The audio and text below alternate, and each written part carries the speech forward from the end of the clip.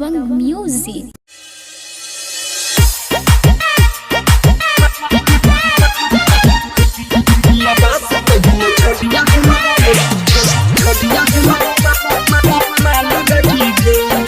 Bamkali Recording Studio, Mansi.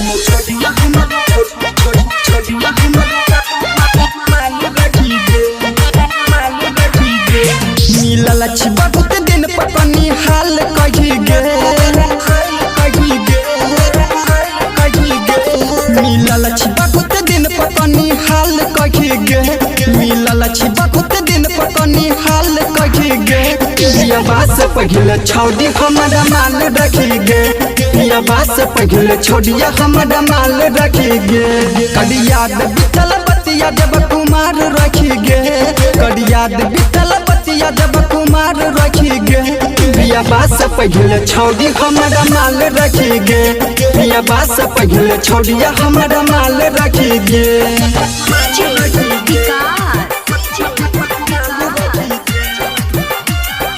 Bamkali Recording Studio, Mansi.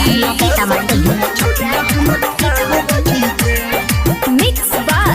Guddu Gudes. School में पढ़ाई रखी बेंगाला से करई रखी हम चलते न गे छोड़िया सब छौड़ी से लड़ई रखी सब छौड़ी से लड़ई रखी स्कूल में पढ़ाई रखी बेंगाला से करई रखी हम चलते न गे छोड़िया सब छौड़ी से लड़ई रखी हमारा तू भूल गलही पिछला साल सखी गे हमारा तू भूल गलही पिछला साल सखी गे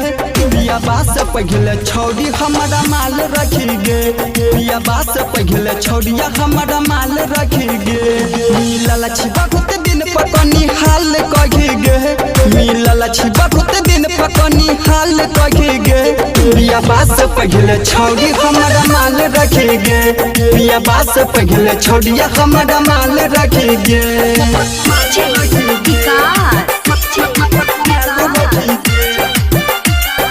Bamkali Recording Studio, Mansi. Mixed by Guddu Gudes. साथ हमरा तू भागई रखी रात भर जागा पर रखी असन गलती जेखी भागल दूसरा संग घर बसाबै छखी दूसरा संग घर बसाबै छखी साथ हमरा तू भागई रखी रात भर जागा पर रखी असन गलती जेखी भागल दूसरा संग घर बसाबै छखी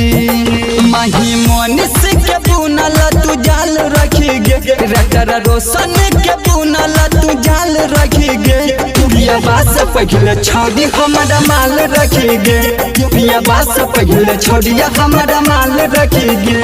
मिलल बहुत दिन पकनी हाल कही गे मिलल बहुत दिन पकनी हाल कही गे